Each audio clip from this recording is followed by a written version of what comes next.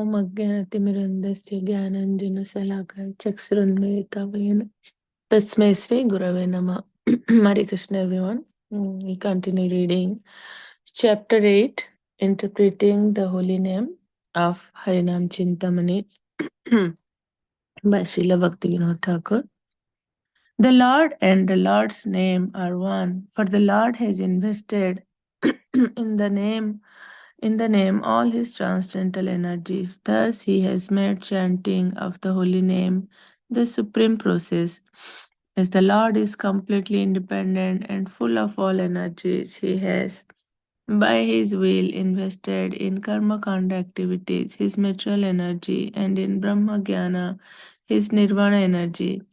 But in the holy name he has invested all energies with all results. Why argue about why and how? The Lord can do what he wants. Therefore, the intelligent, learned man will not yield to interpreting the glorious name. If one happens to commit Arthavada, he should humbly go before an assembly of Vaishnavas who engage in discussions about Krishna and reveal his offense at their feet, begging sincerely for forgiveness. The devotees of the Lord, conversant with all the glories of the holy name, will mercifully forgive him and embrace him. The offense of interpreting or concocting will not occur again. If one happens to talk with one of these offenders, one should immediately, without taking off one's clothes, bathe in Ganges for purification. If any pure water is not available, one should mentally purify oneself. He who has faith in the mercy of Krishna's dearest Sri Radha wears this Harinam Cintamani as a necklace. Chapter 8 is like we're done with chapter 8. End of chapter 8. Now we'll go to chapter 9, committing sin on the strength of the name. Gauragadathara Jaya Janhava Jivana Jaya Jaya Sita Dvaita Jaya Bhaktagana. Haridas spoke on the power of the name to eradicate sinful activities. If the jiva takes shelter of the pure name, which is Suddha Sattva or transcendental and pure at all times, quickly all the anarthas, including weakness of the heart, will go away. When one becomes fixed in the holy name, one will no longer think of committing sin, and effects of past sins will no longer influence one. This is due to purification of the heart. Sin may be analyzed in 3 stages: a sinful act in the final stage. This is caused by a seed of sin or a desire to sin. That desire or seed originates in ignorance, which is the root cause. All 3 are considered as causes of the suffering of the jiva. However, Krishna is merciful, always looking to the welfare of his parts and parcels, not being able to bear the sufferings of the jivas. He always tries to help them. Thus, by the process of bhakti, the thirst for material stimulation or the lust of the senses leaves the heart. One is able to look with contempt on the endeavor to acquire a beautiful woman or wealth. One lives satisfied with one's constitutional service to the Lord. The devotee accepts everything favorable to the development of bhakti and rejects everything unfavorable to bhakti. He regards Krishna alone as his protector and maintainer and gives up all ideas of the selfish concept of I and mine. Thinking himself very low and worthless, the devotee will continuously chant the holy name. Whoever takes shelter of the name in this way can neither think nor do any sinful activity. It is guaranteed that quickly one will be purified from all sinful influence. However, inevitably, there is a period between sinful life and a pure state, and in this interim period, there may be some relation with past sin. That is, some diminishing trace of sin. However, new sin is not being committed and the past sin is quickly dissipating. The more one engages in the holy name, the quicker that sinful order will vanish. Krishna promised Arjuna that he would never let his devotee fall into trouble. Since trouble is caused by sin, Krishna mercifully takes away all sin from the devotee. Only with great trouble is the Jnani able to control sin, but without Krishna's shelter, quickly he will fall from his spotless position. Therefore, scriptures concludes only by taking shelter of the Lord in bhakti is safety guaranteed. Even if by accident a devotee happens to commit a sin, he does not resort to the purificatory rites of prashchitta and karmakanda. That sin is temporary and by chanting it will be washed away, leaving no influence. However, there is another type of sin. If someone intentionally commits a new sin out of lust, thinking that there will be no bad effect, because of the name's power in destroying sins, that person is not a serious devotee but is known as a cheater. From his offense against the name, he will reap lamentation, fear, and death. Thus, two types of sinful activities may be distinguished: an unpremeditated sin and a premeditated sin. There is a gross difference between the two according to scripture. In the case of ordinary sin, one can counteract it by prashchitta. But if one even thinks of committing sin on the strength of the holy name, there is no remedial measure. So serious is the offense. Even endless torture by the servants of Yamaraj cannot deliver him from the offense. And if thinking of committing the offense to the name brings such suffering, how much more will be the suffering from actually committing such an act. An example is given. In scripture, one hears that the holy name removes the effects of more sins that one can commit in 10 million lifetimes. In countless places, the scriptures state that by Namabhasa, all five types of sin, even the greatest sin, can be removed. A person of a cheating mentality hearing this information will, with ill motives, start chanting the holy name. In the same way, a person may give up regular work as difficult and take the cloth of a renunciate, but still associate with women and wealth for sense gratification.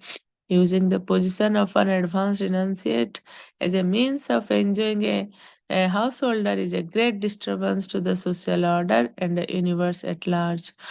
Either as a householder or as a renunciate, there is no impediment to take the holy name and perfecting one's life, provided one carries out his devotions according to the rules without offense. But to have the idea of committing sin under the shelter of the name is a great offense which will block the path of bhakti.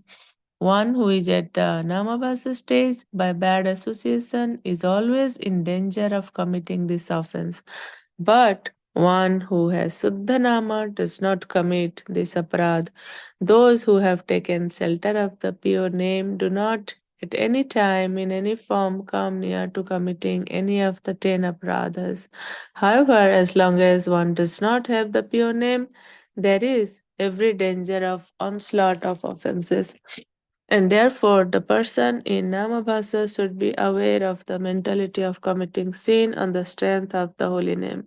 Those who have the shelter of the pure name always live in association of pure Vaishnavas and are vigilant to avoid offenses. They have a mind determined not to move from thought of Krishna, not even for a moment, but one not in this status should live in fear of offenses, particularly the offense of committing sin on the strength of the name.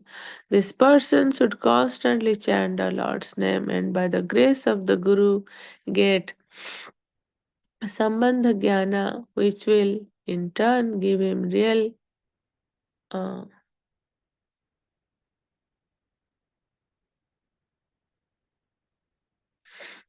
Prabhu, Sambandha Jnana.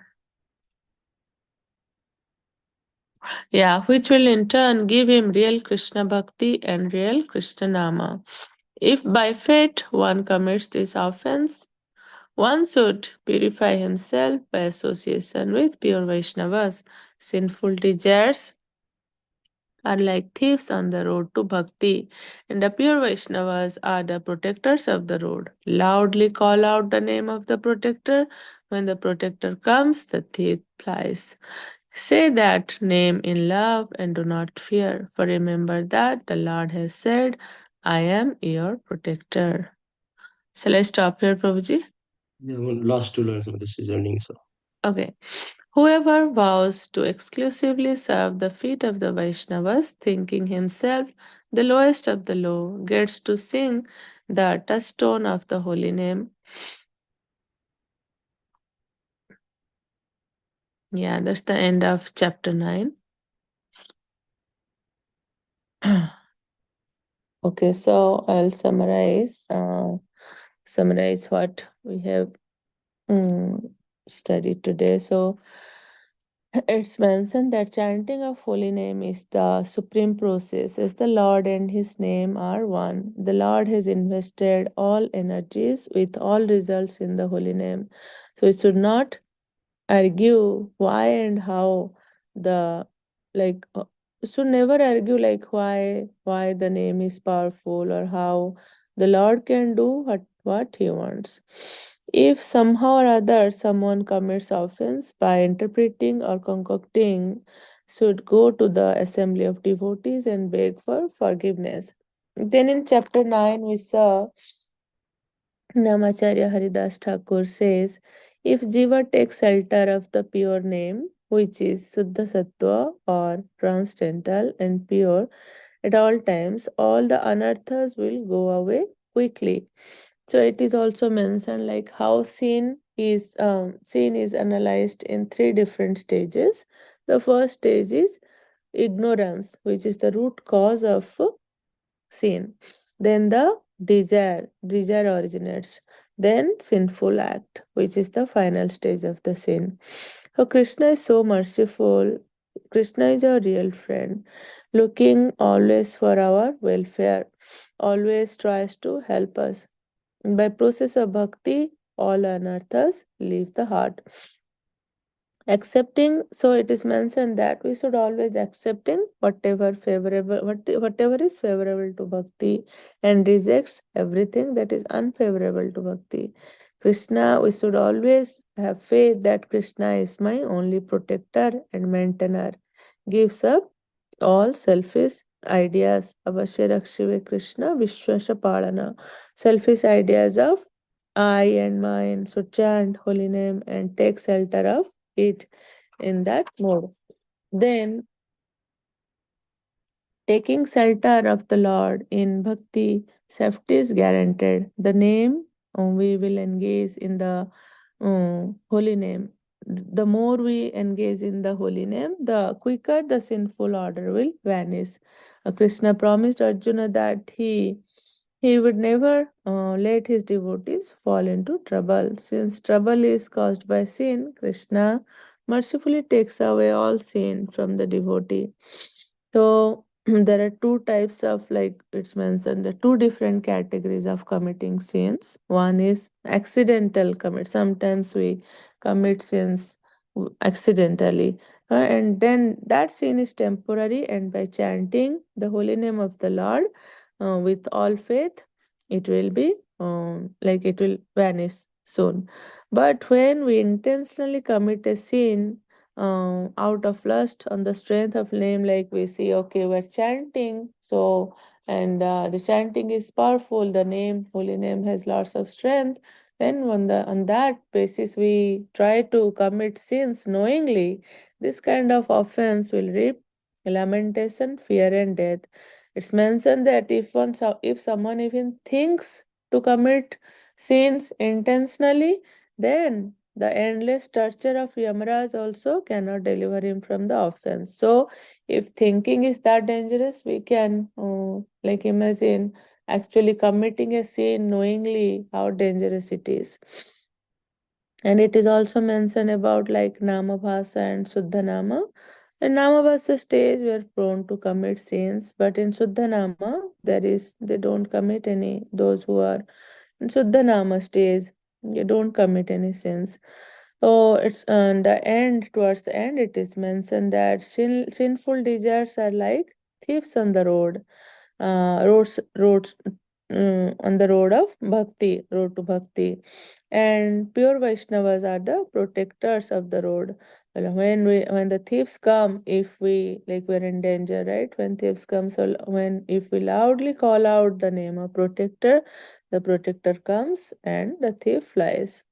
So Lord is the Krishna is our only protector, and it's also mentioned the Vaishnavas, the name of the Vaishnavas. We have to loudly call out their name to protect us from this kind of